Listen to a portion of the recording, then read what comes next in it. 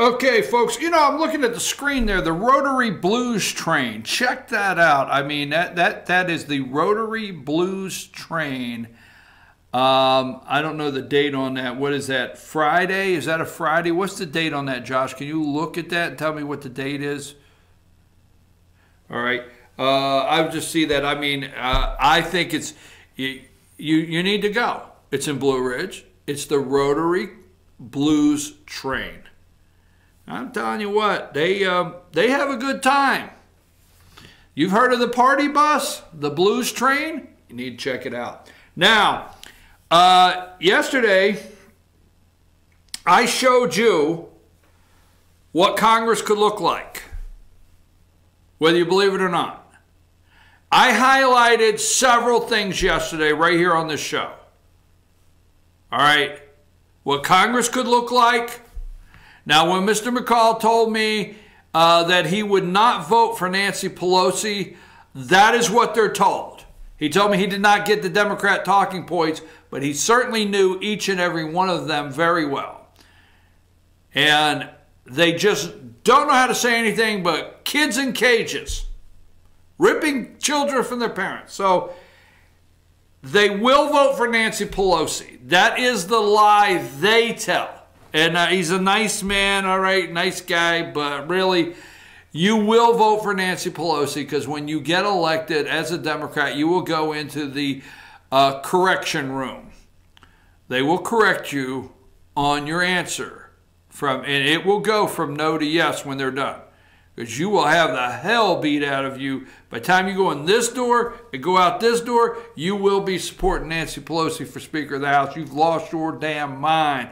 The DCCC, the Democrat Congressional Campaign Committee, DCCC, that's who it is. Democrat Congressional Campaign Committee. And let me tell you something, Nancy, you know, she might be a little airheaded and she might be in early stages of dementia. Why can't I say that? They say it about President Trump all the time, but you know, but let me tell you something, she brings in the cash, and the lady that brings in the cash will get the gavel. So, but what we also really showed you yesterday is the outward attempt to make Stacey Abrams the next governor of Georgia. You better watch it. I try to tell you. Okay. I want to move from that to the fear, okay? And the fear alone right now is in the deep state. And I know people don't like it when I say deep state, okay? Put up number 11, fear there, okay? Let's put up the fear. And Woodward has written this book, and it's come to me that I think his top source is, his biggest source is, and he had a very weak pushback, is Cohen, okay? Gary Cohen, or Cohen, or whatever, from New York there. I think that's probably his biggest source. There's discussion on how Mattis tells the President of the United States he's trying to prevent World War III, so on and so forth. And the crisis, Woodward talks about the crisis in the White House. Now Joe Scarborough did everything he could to get Bob Woodward to say the president was unfit to serve. Woodward said, I'm not a psychiatrist, okay, and I can't diagnose the president, okay? But I will tell you it's a crisis, okay? It's absolute crisis in there. And then he tried to get him to do a Nixon comparable. Please tell me that Donald Trump is worse than Nixon, okay? And he couldn't get him to do it, all right, in the way that he wanted to do it. So anyhow, that being said, I know some people don't like to hear deep state. It bothers people, okay? Now, the reason I am such a believer in a deep state is because the other side laughs at me about it. Now, there are some things that people call conspiracy theories, okay, that, you know, people laugh at. But when the mainstream media, the deep state media as I call them, okay, the broadcast media are in unison laughing at me about a deep state, there has to be something there, or it would not bother them so bad, because every time you and I say deep state, it strikes a nerve. So for me, the book Fear, the only fear there is right now, okay, is within the circle of the swamp around the President of the United States. See, everything I hear out of this book is the President of the United States says, hey, I don't care how you used to do it. Hey, I don't care. We're going to take this approach. Well, and you have some aide comes in, Mr. President, that's not how we go about that. I didn't ask you how we go about that. Mr. President, if we get out of the World Trade Organization, this will happen and that will happen. I didn't ask you that. So the fear that I get from this book, the read I get from this book, which I will not read it. I am not interested. All right, I'm just not interested. But the read I get from this book is the real fear is in Washington, D.C., in the swamp of the Potomac water. That's where the fear is, okay? I mean, Trump has struck fear in them. And I'm not worried because I watch his press conferences or his meetings in the Oval Office. And I watch his rallies. And I watch his comments. All right? Now, let me ask you a question. Am I wrong? Because send it to me. Send it to me. Chief@FetcherNews.com. Chief@FetcherNews.com. Text me 706-889-9700. Okay? Text me that. 706. And also Twitter @FetcherNews @FYNTV. Now, don't use Justin Trudeau, the child up in Canada. Okay? Don't use Justin. Not a good example. Don't use some of the EU. Okay? Don't use those as examples.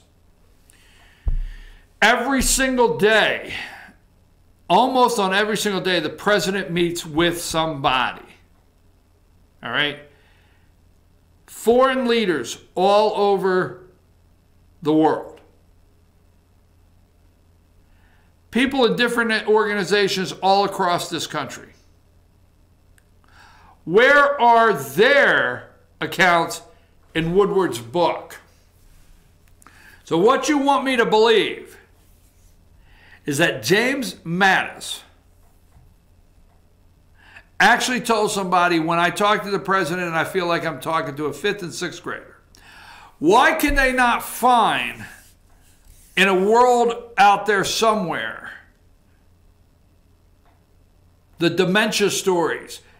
Why can't we find somebody out there in the world to send Bob Woodward or us a note that says, hey, I met with your president yesterday. I could tell. I mean, grandma was a little loopy. I could tell. I just had a meeting with your president. I could tell he's a little off.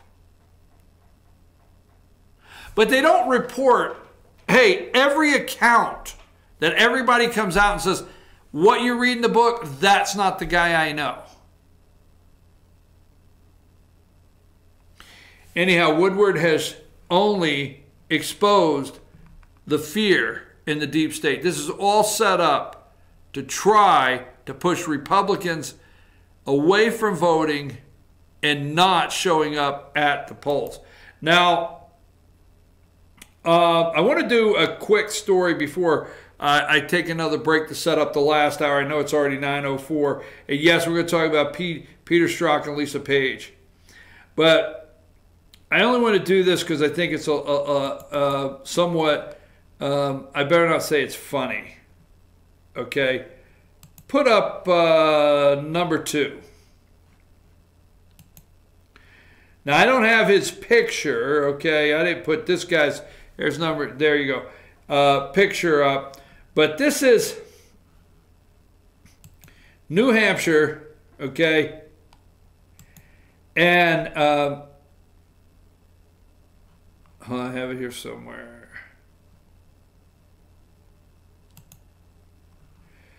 Chris Pappas, is that his name? Chris Pappas. He won the Democrat primary in New Hampshire, running for Congress there, okay? He's running for Congress, and he won the Democrat primary last night there in New Hampshire 1st Congressional District. And if he wins, he will be the first openly gay congressman from New Hampshire. Now that is important to let you know. He will be the first openly gay congressman from New Hampshire if this young man wins. You know who said, what's the big deal? Barney Frank. Barney Frank said, hey, I'm over in Massachusetts, but, you know, I've been doing that since the 90s. I mean, what's the big deal? I've been doing that since the 90s. You remember, everybody will get bent out of shape with me. You remember when Barney Frank was called Barney Fag? You remember that? Why you get mad at me? I didn't do it. House Majority Leader Representative Dick Armey of Texas set off a dispute on Capitol Hill today when he referred to Representative Barney Frank, one of several open homosexuals, members of Congress, as Barney Fag. Armey said later that he had simply mispronounced Mr. Frank's name first, privately, and then in addressing House, he apologized to Mr. Frank for remarks which he had made in an interview with a group of radio broadcasters. So you remember Dick Armey, Barney Fag? That's from 1995. So when I noticed this guy would be the first openly gay from the 1st District of New Hampshire congressman if elected. He won the primary last night. We have gotten into such a thing in this country where we identify everybody. Everybody gets identified. Folks, I got to take my break. We have set up our 9 o'clock hour. Get it set up. So it's going to take me a couple minutes. I got 2 stories we're going to talk about. Peter Strzok and a couple more things we got going on that you don't want to miss. So stay with us. I'll be back in a couple minutes and set up the 9 o'clock hour. Take us a break, Josh.